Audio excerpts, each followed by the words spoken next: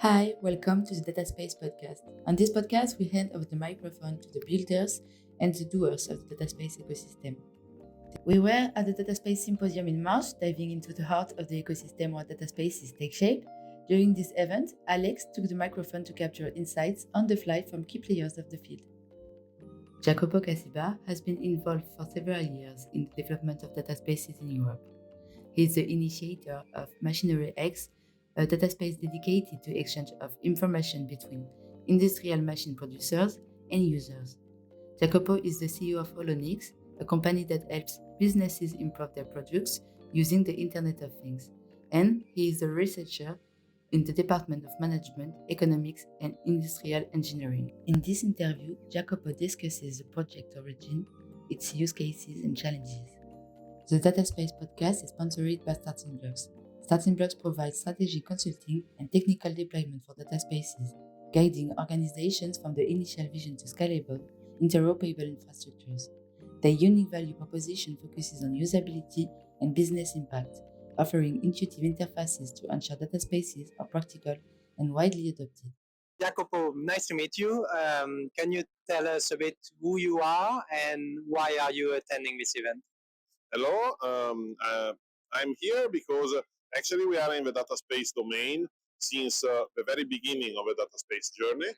We joined IDSA more or less when they started, and we are the creator of Machinery X, which is a data space for industrial machine producers and industrial machine users. Okay, so I actually had heard of your data space. And can you tell us what is the use cases or the challenges that you're trying to resolve? Actually, the data space was born on the request of the Association of Industrial Machine Producers of Italy to solve a very specific issue, that is the sharing of data between machine users and machine producers. Actually, all the systems that are on the market are already there. So there are already systems on the market, there are already use cases, there are already working businesses out of that. For example, my company produces a system exactly for this topic, to connect the machine producer and the machine user. But we got quite a lot of resistance between on the sharing element, because machine users fear to share data that are too relevant or that are very private, or they don't have the possibility to control exactly which data are shared and when.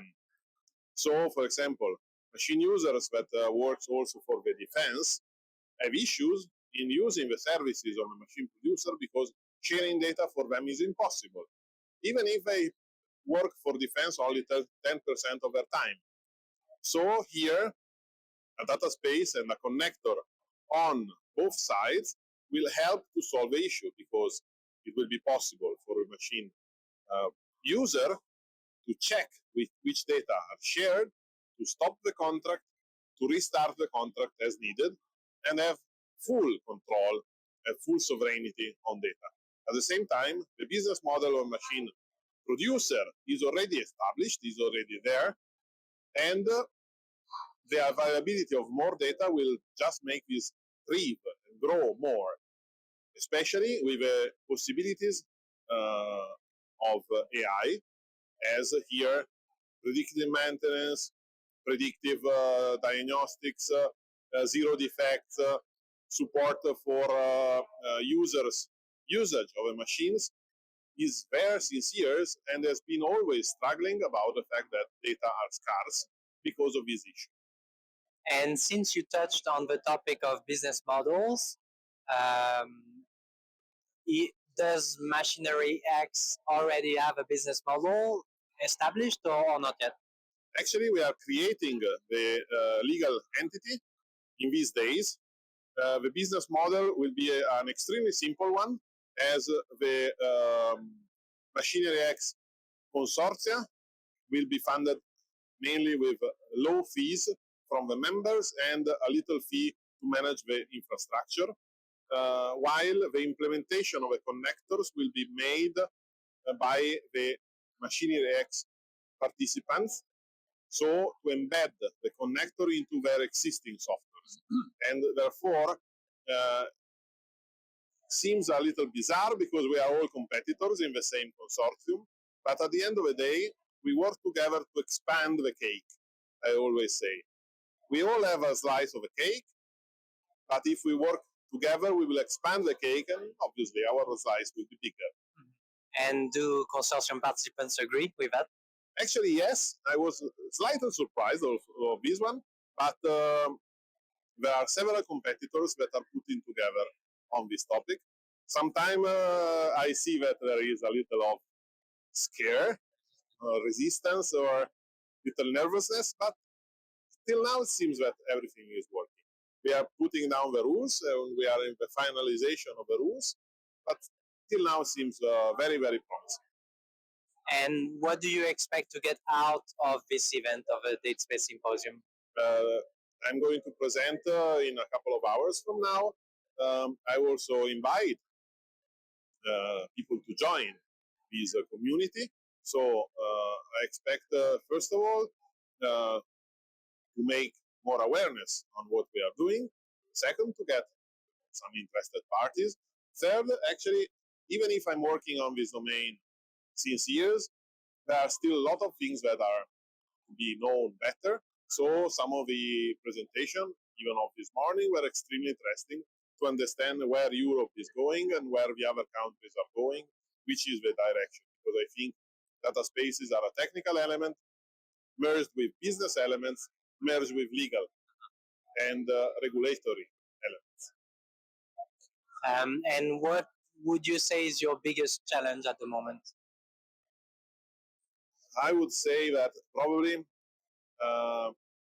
now we are making the data space for technology producers.